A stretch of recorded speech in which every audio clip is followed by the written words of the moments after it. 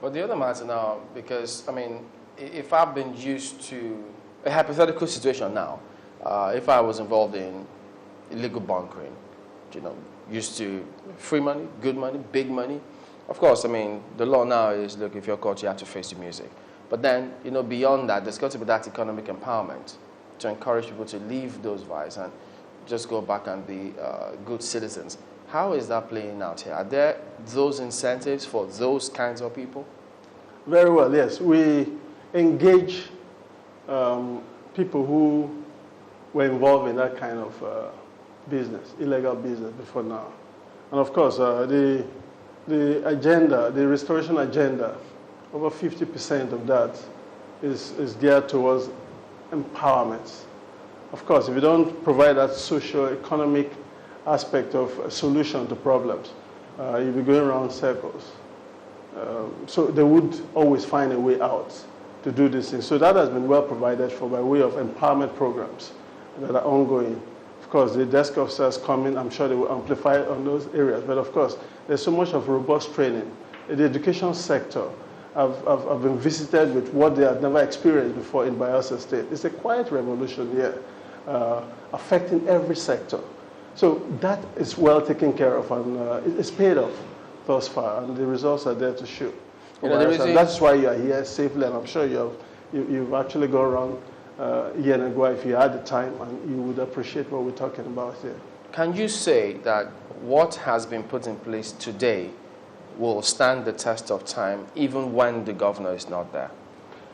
It's about, that is also in the mind of His Excellency, and that's why most of the things introduced are backed with legislation from the House of Assembly. And it's one person that I've worked very well with Assembly. He actually motivated them to bring it out in over 2 years. Over close to 40 bills have been signed. All of that is to ensure that these things are enshrined so that somebody cannot come, a succeeding person would not come and overturn a process that has been put in place. So all of that is in mind, and that much has been put by providing legislation for that. Take, for instance, the transparency bill, where His Excellency comes in to tell the people of Bayelsa, this is what we received for this month, and this is how we're going to spend your money. It's been put. There's a bill for that. So no governor would come and turn that around. Of course, you have to bring in a counter bill. Of course, the people will submit you. Listening to you, one gets the picture, sorry, Suleiman, that, it seems like it's overseas here. Everybody is in on this security architecture, we call when we notice anything going awry. Is that how it is? And, you have it easy in the courts. We really have to ask, because there have been huge cases of, people are caught. Oftentimes, it's settled right there in the police stations. Hardly do people follow the process of prosecution through. And in some cases do. In some places, awaiting trial inmates congest their prisons. Do you have those kind of challenges here? Yeah, we are, but we're working on all of that. And the fact is that we're getting a headway. Of course, there's no society without challenges. Those challenges will always be there. And they've been there over time. It's not something you're going to turn around overnight. But we're talking about the will. And there is the political will. The leadership is there. The direction of sail of this government is clear. And we're getting the results, absolutely. And I think the sky or beyond is our limit. Trust me. Well, I would like to know about how you were able to confront the menace of kidnapping in Bayelsa State. But before that, a message here from someone watching Gwandotone. He said he frequents between Bayelsa, Port Harcourt, and Edo State, and he's watching now. He would love to know one of the numbers to call when in distress so that he can actually also utilize your security. Very well. It's just one number, like I said, masking several other numbers. And the number is simply 0700 64. Okay. 64 644. 07006464644. Absolutely. Yeah, I'm sure he got that. So back to the issue of kidnapping. How were you able to tackle that? Yeah, before we came in, kidnappings were daily occurrences. And of course, that was one of the things we confronted, His Excellency confronted through legislation. The anti-kidnapping bill was put into sign here, prescribing death sentence for kidnappers. In Bayelsa State? In Bayelsa State. Now, beyond that is the aspect of enforcement. The security agencies are geared towards that, and they're quite happy with that kind of enabling bill and law to support their efforts, so that you don't get people and today they're arrested today, and maybe 2 days later they are out in the streets going back to say there are some avowed kidnappers that have said, I've heard one say, look, it is kidnapping, kidnapping, and kidnapping. If you arrest me today and I get out tomorrow, I'm back to kidnapping. That's my business. There's nothing else I can do. So that much has been said. And of course, what we have done by the security agencies with that law is to galvanize them into action. And I can tell you that, about 90% of kidnappers, we go after them and we have arrested them.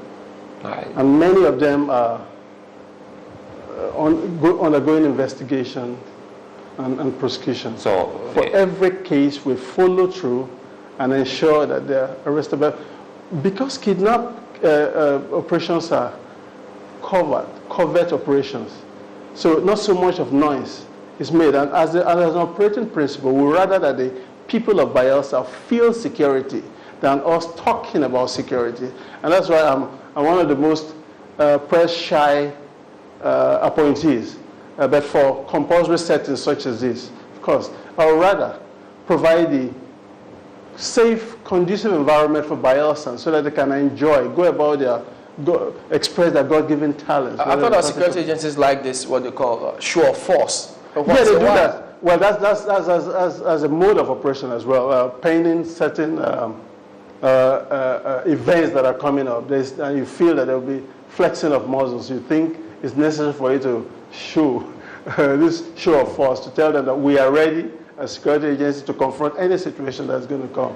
So that much, I'm not through with it. So when that is done, of course, we hand them over to the process of investigation, and of course, the lawyers take over. Have there been any convictions? In that yeah, we've recorded some convictions, but those, it's a slow and painful process because of proof and all of that.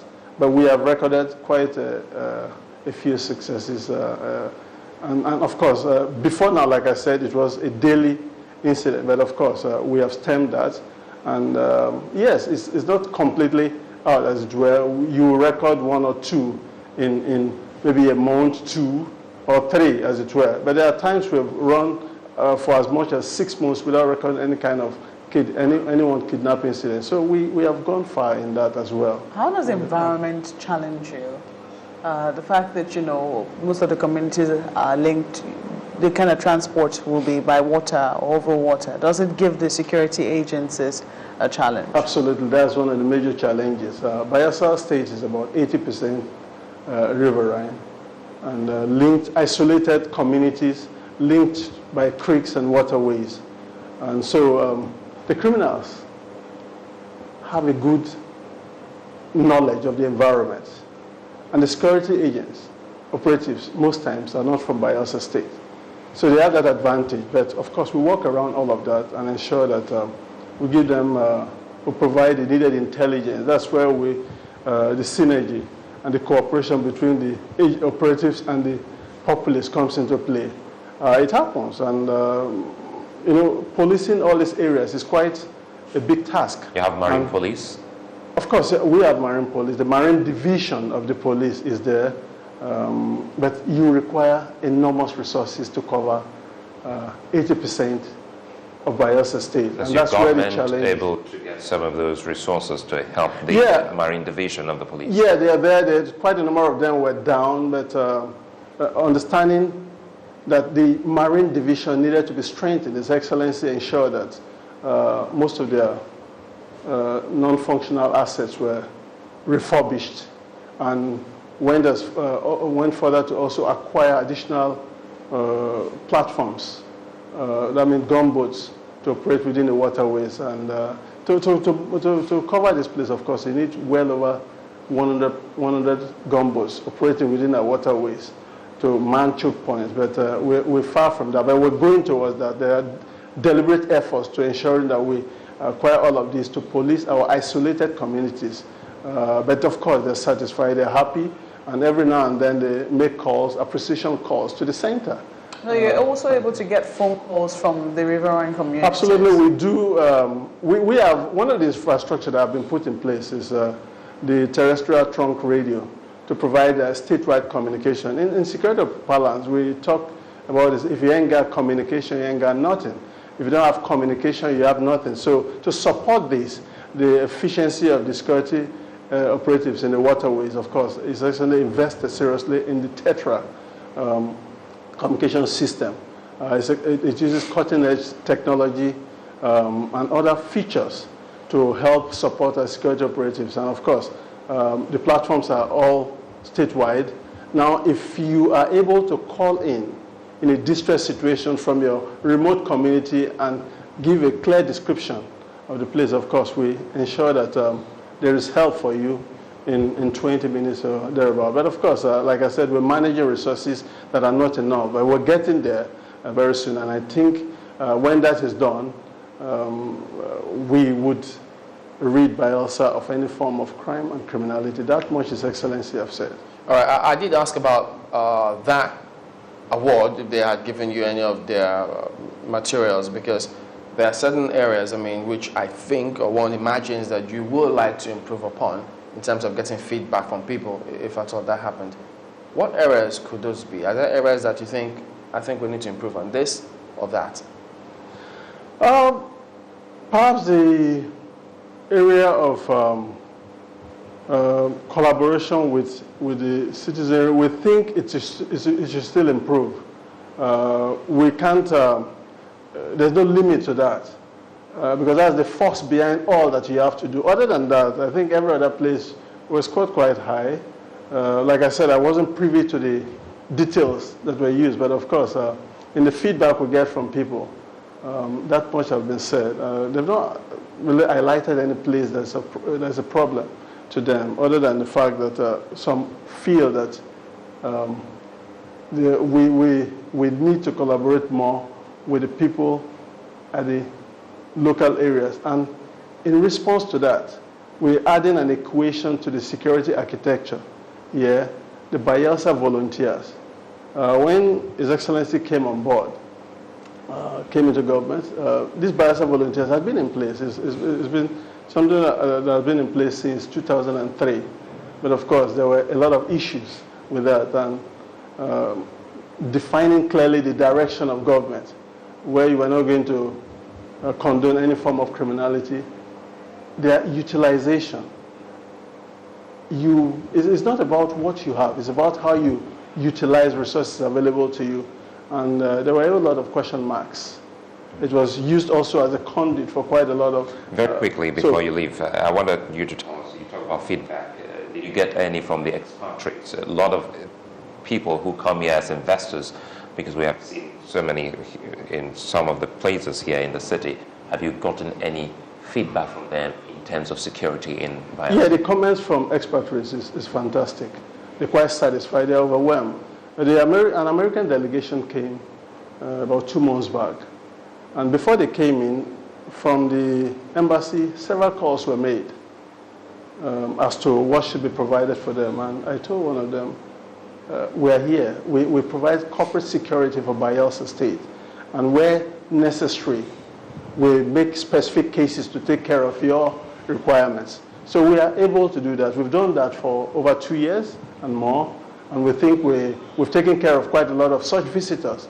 And they came and what they saw, both their first and the second main coming, they were overwhelmed. And thereafter, there have been letters of commendation and appreciation, even to myself and to the governor myself. So that much is the an example of the feedback we get from expatriates that come in to do business or visit Bayelsa State. Okay, you may want to consider this as maybe some sort of feedback. Zaneni here says that, I don't know if it's a he or she, but thinks that militants are paid huge sums of money, they're building mansions, and so the impression may be that education doesn't pay, and so who knows, graduates who don't have jobs may just be looking into that to get money to survive. So maybe you could just process that. That has been a prevailing issue, yes. That's one of the things we inherited. And that's why we're also trying to work and make the youths to understand that the role models are not necessarily these ones. Role models are people who make the best of the resources available in society for productivity and profitability and serve society. So does that mean that at the moment, militants are not paid anything called... The payment of militants is not from Bayelsa State. It's via the amnesty program, the federal government. So it's something we don't have control over. That has been in place, and of course, it's a process of the federal government. Except, of course, that has to be passed. But of course, again, we have also had